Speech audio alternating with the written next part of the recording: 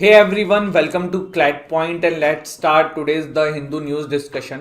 आज के the Hindu news editorials हम डिस्कस करेंगे। सबसे पहला एक आर्टिकल आया है, a docket full of unresolved constitutional cases.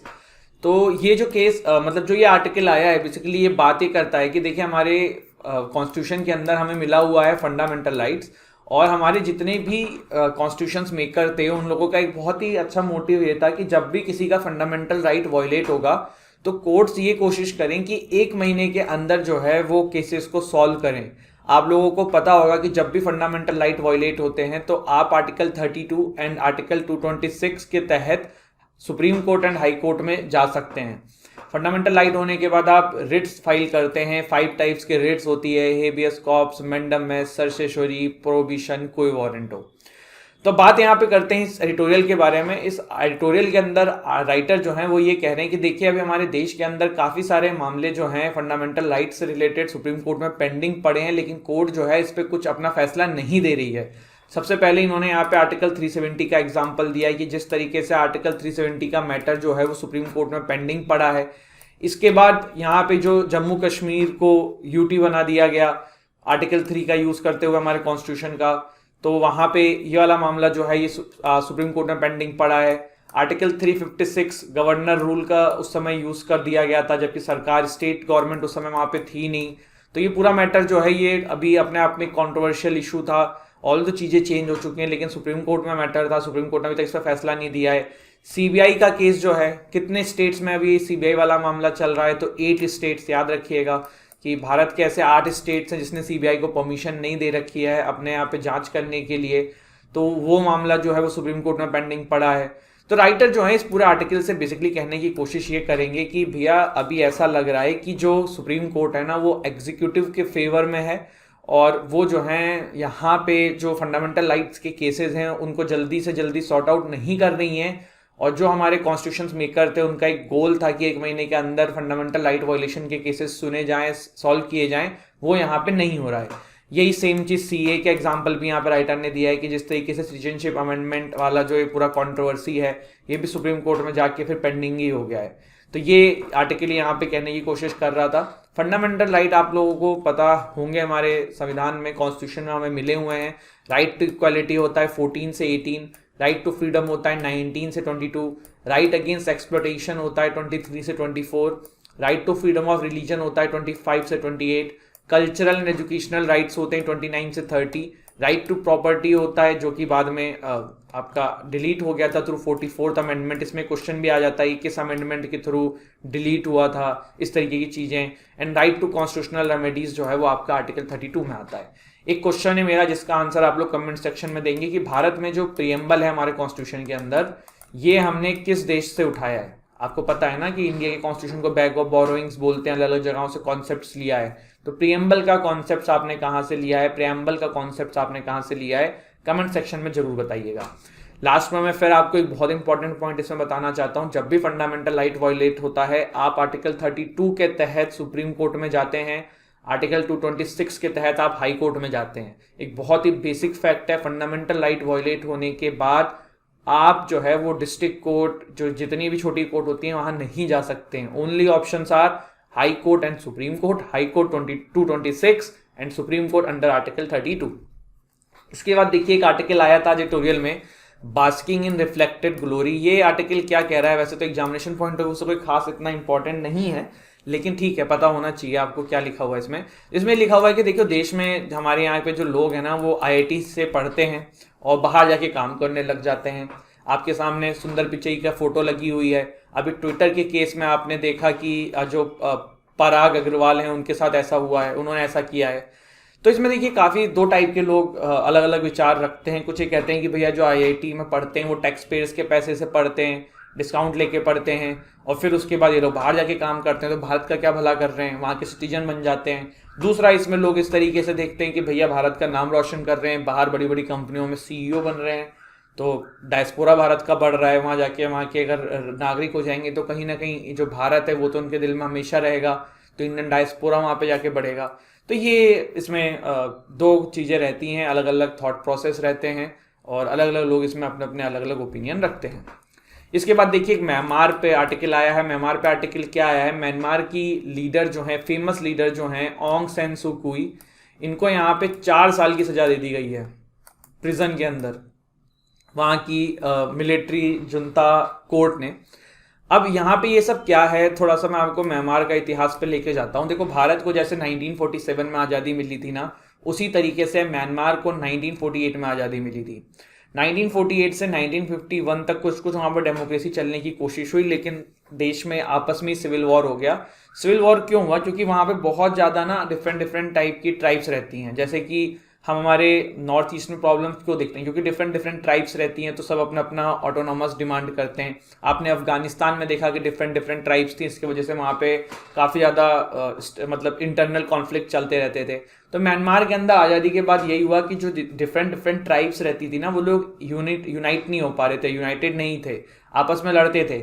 इसका एडवांटेज जो है वहाँ की मिलिट्री ने उठाया और 1951 में वहाँ की मिलिट्री ने सत्ता को पलट कर दिया।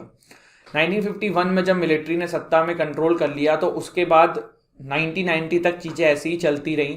इस बीच में भारत ने भी म्यांमार से अपने कोई खास रिलेशन रखे नहीं। भारत ने भी सोचा कि भैया वहाँ पे जबरदस्ती जनता कूप है और क्या करना है। जनता कूप जो लिखते हैं ना, JUNTA, तो ये जनता मतलब जनता नहीं है, जनता कूप बोला जाता है मिलिट्री का जो द्वारा शासन चलाया जाता है उसे। बट फिर 1990 तक भारत को भी समझ में आया कि म्यांमार जो है वो नॉर्थ ईस्ट में हमारी जो इंसर्जेंसी है, क्योंकि होता क्या था, नॉर्थ ईस्ट में लोग इंसर्जेंसी करके म्यांमार में भाग जाते थे। तो इस चीज़ को रोकने के लिए भारत को समझ में आया कि हमें म्यांमार की आर्मी की बहुत नीड है, और उसके बाद इंडिया ने अपने रिलेशन जो है धीरे धीरे म्यांमार के साथ अच्छे करने शुरू किए। 1990 तक म्यांमार के अंदर भी डेमोक्रेसी की डिमांड दिखने लगी। सैन सू की जो है यही वहाँ पे बहुत ज़्यादा प्रभाव से आप कह सकते हो जिन्होंने डेमोक्रेसी के लिए डिमांड रखनी शुरू करी। 2000-2001 तक काफ़ी ज़्यादा आप कह सकते हो कि इसमें एक पूरी आवाज़ पूरे देश में उठने लगी, फॉरेन कंट्रीज भी प्रेशर डालने लगी। तो फाइनली 2008 के अंदर म्यांमार को अपना कॉन्स्टिट्यूशन मिलता है और वहाँ की मिलिट्री जो है वो कॉन्स्टिट्यूशन लेके आती है। लेकिन वहाँ की मिलिट्री बहुत चालाक रहती है और वो कुछ इस तरीके से कॉन्स्टिट्यूशन के अंदर चीज़ें लेके आती है कि कुछ सीटें जो हैं वो मिलिट्री के पर्सनस के लिए रिजर्व रहेंगी, और दूसरा ऐसी नागरिक जिनके पति जो हैं वो फॉरेनर हैं वो इलेक्ट नहीं हो सकते हैं as a leader of that country. तो यहाँ पे जो सुई की चीज़ों थी, इनके जो पति थे वो फॉरेनर थे, जिसकी वजह से वो उस लीडरशिप की कैटेगरी से ही बाहर हो गई। तो इनको इलेक्शन ना लड़ जाने के लिए यहाँ पे इस तरीके का कानून लाया गया था। फिर क्या हुआ देखिए, 2015 के फिर इलेक्शंस हुए कुछ दिनों बाद, और जिसमें सुई की जी की जो पार्टी है वो जीत जाती है 2008 के बाद ही। तो उसमें वो खुद लीडर नहीं बन सकती, लेकिन उन्होंने अपने बिहाफ पे किसी और को वहां का लीडर बना दिया। उसके बाद उस समय इतनी प्रॉपर सीट्स नहीं आई थी इनके पास, तो ठीक है, लेकिन तब भी शासन में इन्हीं की सरकार थी। 2015 में इलेक्शन होते हैं, 2015 की इलेक्शन में फिर से सुई जी की जो पार्टी है वो यहाँ पे अच्छे वोटों से जीत के वहां पे पहुंच जाती है। अब 2020 में भी इलेक्शन हुए थे और 2020 का इलेक्शन भी यहाँ पे सुई जी की पार्टी जो है वो अच्छे खासे वोटों से जीत जाती हैं।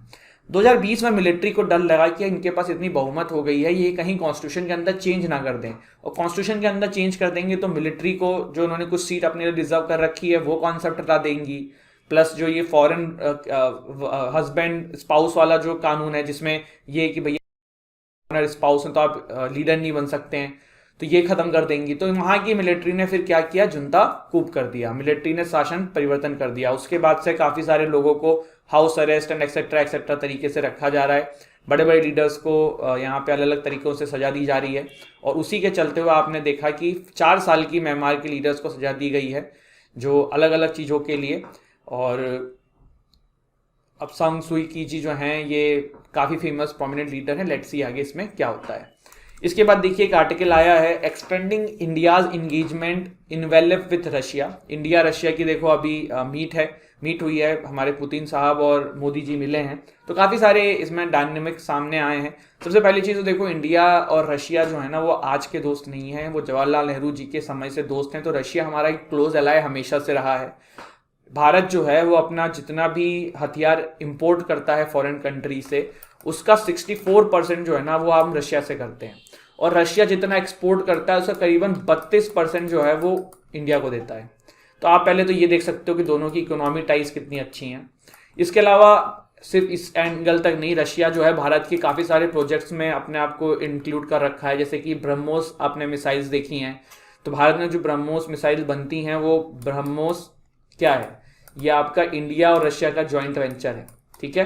तो यहाँ पे भी रशिया का इसमें स्टेक है और रशियन गवर्नमेंट जो है यहाँ पे मदद प्रोवाइड कराती है इन मिसाइल्स को बनाने में। फिर इसके अलावा देखिए रशिया और इंडिया जो है वो काफ़ी क्लोज अलाई हमेशा से रहे हैं, लेकिन अभी थोड़ा सा एक प्रॉब्लम देखने को मिल रहा था कि इंडिया जो है ना वो थोड़ा सा यूएस के करीब जा रहा था, क्योंकि चाइना हमारे अगेंस्ट में था, और रशिया की जो है ना वो चाइना से बन रही है। अब वो रशिया की चाइना से क्यों बन रही है, वो कहते हैं ना दुश्मन का दुश्मन हमारा दोस्त। तो रशिया से ना यूएस की बनती है ना चाइना से यूएस की बनती है, तो इस चक्कर में थोड़े से ये पास हो गए थे। इसके अलावा एक बहुत ही बड़ा गैस पाइपलाइन प्रोजेक्ट जो है वो रशिया से चाइना के बीच में बिछ रहा है। अगर किसी को नाम पता हो तो बताना ना, मैं कल कमेंट सेक्शन में बताऊंगा। क्योंकि रशिया जो है ना वो हथियार बेचने पे और नेचुरल गैस सप्लाई करने पे ही सबसे ज़्यादा डिपेंड है इसकी इकोनॉमी। अब रशिया के साथ क्या हो रहा था कि यूएस ने अपने अलाइज कंट्रीज जो यूरोपियन कंट्रीज हैं उनसे कह दिया था कि रशिया से तुम भैया नेचुरल गैसेस ना खरीदो। तो रशिया जो है वो चाइना पे सप्लाई पे काफ़ी ज़्यादा डिपेंडेंट हो चुका है, और वहाँ पे एक गैस पाइपलाइन बन रही है प्रॉपर, जिससे रशिया जो है चाइना तक गैसेस को पहुंचाएगा। तो इसीलिए चाइना के साथ इनकी इकोनॉमिक टाइज बढ़ी है, तो वहीं पे भारत की जो है यूएस के साथ टाइज बढ़ रही थी। लेकिन इसका इम्पैक्ट इंडिया और रशिया के रिलेशन पे नहीं आएगा, ये चीज़ तो क्लियर है। ऑल्दो बीच में ऐसा हुआ था कि जब हम थोड़ा सा यूएस के करीब गए थे तो रशिया ने भी अपने हथियारों को पाकिस्तान को बेचना शुरू कर दिया था, जो कि रशिया पहले नहीं करता था। और इतिहास गवाह है कि काफ़ी बार जब यूएस हमारे अगेंस्ट में खड़ा हुआ है तो रशिया हमें हमेशा सपोर्ट करने के लिए आया है। तो यहाँ पे इंडिया और रशिया की जो रिलेशन है वो बने रहेंगे, आगे भी चलते रहेंगे, और वो छोटी मोटी चीज़ें जो बीच में ऊपर नीचे होती हैं वो होती रहेंगी, लेकिन एक ट्रेडिशनल अला है रशिया, और इंडिया जो है वो रशिया का साथ हमेशा इन चीज़ों के लिए चाहेगा, ठीक है। तो दिस इज इट गाइज, आज हमने क्या क्या देखा जल्दी से देख लेते हैं। हमने देखा एक एडिटोरियल जिसमें कुछ फंडामेंटल आईटी केसेस जो पेंडिंग है उसके बारे में क्रिटिसाइज किया है राइटर ने। फिर हमने देखा कि भैया फॉरेन इंडिया में पढ़ के फॉरेन भाग रहे हैं। म्यांमार का पूरा मामला आपने समझ लिया है, इस पर कोई भी क्वेश्चन अगर आपके एग्जाम में आएगा आप गलत नहीं कर सकते। मैंने पूरा इतिहास बेसिक से लेकर एंड तक आपको इसमें समझा दिया है। इंडिया रशिया का इसमें टाइज थोड़ा सा डायनामिक्स क्या इंटरनेशनल रिलेशन है समझाने की मैंने कोशिश करी है।